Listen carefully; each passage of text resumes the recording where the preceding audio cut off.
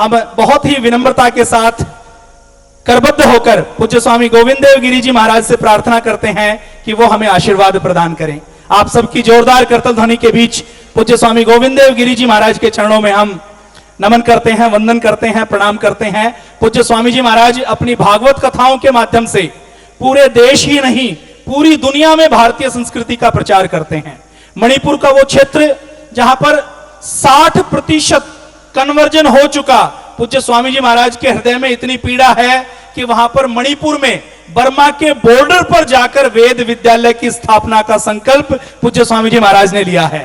तो आइए चलते हैं पूज्य स्वामी जी महाराज के चरणों में आशीर्वाद लेते हुए। वर्णानाम अर्थसंघानाम रसानां छंदसामपि मंगलानां च कर्तारौ वंदे वाणी विनायकौ नमामि सद्गुरुं शांतं सच्चिदानंद विग्रहं पूर्ण ब्रह्म परानंदम ईशम आनंदी वल्लभम प्रपन्न पारिजाताय तोत्रवेत्रैक पाणये ज्ञानमुद्राय कृष्णाय गीतामृत दुहे नमः माधुर्य रसकल्लोलां शिवशक्त्यैक रूपिणीं अमृतानुभवार्थाय वंदे ज्ञानेश नंदिनीं यस्य वेदमयी वाणी यस्य देवमयी तनुः यस्य ब्रह्ममयी दृष्टिः स गुरुः पातु मां सदा। अत्यंत पवित्र त्रिवेणी संगम प्रयागराज तीर्थराज के इस पावन तट पर कुंभ की इस अमृतमयी वेला में आज वास्तव में अमृत की बूंदें टपकने वाली है हमारे पूज्य स्वामी जी के मार्गदर्शन में। वास्तविकता यह है, योग ही जीवन का अमृत है। कुंभ में विभिन्न स्थानों पर अमृत की बूंदें टपकी, यह तो बात सत्य ही है, लेकिन जीवन को अमृतमय बनाने के लिए जिस विधि की आवश्यकता है, जिस विधान की आवश्यकता है, उसका नाम योग है। यह योग हमारे समस्त साधना मार्गों का मूलाधार रहा है। भगवत गीता योग शास्त्र कहलाती है और गीताकार स्वयं योगेश्वर कृष्ण कहलाते हैं। इस योग को पूज्य योग ऋषि स्वामी जी महाराज ने जन जन तक पहुंचाया और संपूर्ण भारत की ओर देखने का लोगों का दृष्टिकोण बदल दिया। आज प्रयाग की धरती पर जिस महात्मा के निर्देशन में हम लोग योगाभ्यास करने वाले हैं, वह महात्मा इस कोटि का महात्मा है जैसे विभूतिमय व्यक्तित्व सदियों में सहस्राब्दियों में भूतल पर आते हैं, इसका विश्वास रखिएगा। कल हम लोगों ने बड़े उत्साह के साथ हमारे देश का गणतंत्र दिवस मनाया। गणतंत्र दिवस मनाते समय हमने भारत माता की सेवा करने के जो भी प्रण किए हैं, उनमें 3 बातें आती हैं। सबसे पहले संस्कृति की रक्षा, समृद्धि का संवर्धन और स्वाभिमान का जागरण। मैं जब जब पूज्य स्वामी जी की ओर देखता हूं, मुझे ऐसे लगता है उनके जीवन के इन तीनों पहलुओं को चरम शिखर पर पहुंचा करके उन्होंने स्वयं को एक अद्वितीय व्यक्तित्व के रूप में लोगों के सामने उपस्थापित कर दिया है। हम लोग भारतीय संस्कृति के अनुगामी हैं और सबसे पहली आवश्यकता हमारी संस्कृति की रक्षा, समृद्धि का संवर्धन और स्वाभिमान का जागरण है। योगी तो इसके पहले भी अनेक हुए और सभी योगियों के लिए हमारे मन में अपार आदर है। ये सभी के सभी अपने अपने स्थान में महान रहे हैं, किंतु योग के साथ साथ अपनी योग विद्या का उपयोग ऐसा हो जाए जिसके कारण इस देश की समृद्धि निरंतर बढ़ती जाए, इस विधा को खोजने वाले पहले योगी पूज्य रामदेव जी महाराज हैं।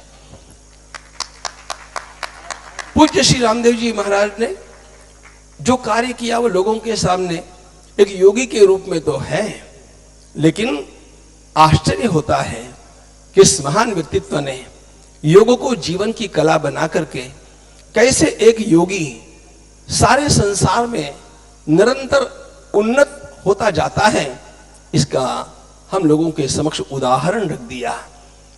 हमारा देश गरीबी से पिछता रहा, हमारा देश अन्य देशों पर निर्भर करता रहा, विदेशी कंपनियां आ करके इस देश को लूटने का काम करती रही और सरकारें इस काम को अबाध रूप से करवाती रही और विदेशी कंपनियों का सहयोग करती रही।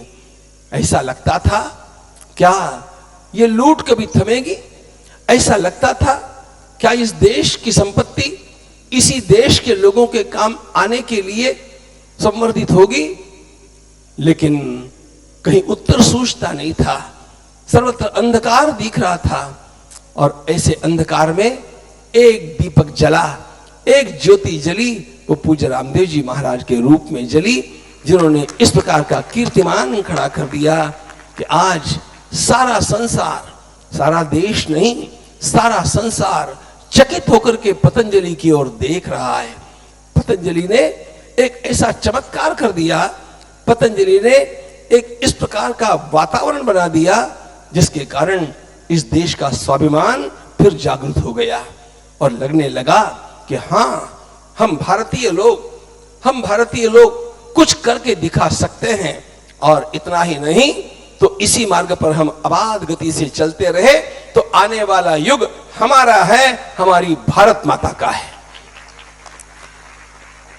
भारत माता का वह स्वर्णिम युग पुनः लाने के लिए अनवरत रात दिन प्रयास करने वाले पूज्य स्वामी जी महाराज ने अपने स्वयं के व्यक्तिगत जीवन को त्यागमय, तपोमय, ज्ञानमय रखते हुए स्वयं इस देश की संस्कृति की रक्षा के लिए कितने कितने आयामों पर ध्यान दिया है। वे स्वयं इस देश का स्वास्थ्य अच्छा हो जाए, इस देश की शिक्षा पद्धति उत्तम हो जाए, इस देश में समृद्धि बढ़ती रहे और लोगों की सारी आदतें बदल जाए। आदतें बदलना इसलिए आवश्यक है, मुझे आज स्मरण होता है हमारे पूर्व राष्ट्रपति डॉक्टर अब्दुल कलाम का। उन्होंने कहा, you cannot change your future, you cannot change your future, but you can change your habits, and through changing your habits you can change your future. आप भविष्य को नहीं बदल सकते, लेकिन यदि आप अपनी आदतें बदल लेते हैं तो आपका भविष्य भी बदल जाता है। इस देश का भविष्य उज्जवल होना चाहिए। इस प्रकार की एक विलक्षण क्रांति आदतों को बदलने के, संस्कारों को बदलने के माध्यम से पूज्य स्वामी जी महाराज ने जो करके दिखाई है वो अद्भुत है। मुझे याद आते हैं वे दिन जब मैं देखता था कि हमारे महानगरों में लोग 4 बजे से कतारें लगा करके झुंड के झुंड किसी पार्क की ओर चलते थे। लोग इतने जल्दी उठ भी जाते हैं और 5 से पहले किसी पार्क में या मैदान पर पहुंच जाते हैं योगाभ्यास करने के लिए। यह एक क्रांति थी और इस क्रांति का सूत्रपात इस देश के जागरण का सूत्रपात है। यह क्रांति पूज्य महाराज ने की। उन्होंने इस देश का स्वाभिमान जगाया।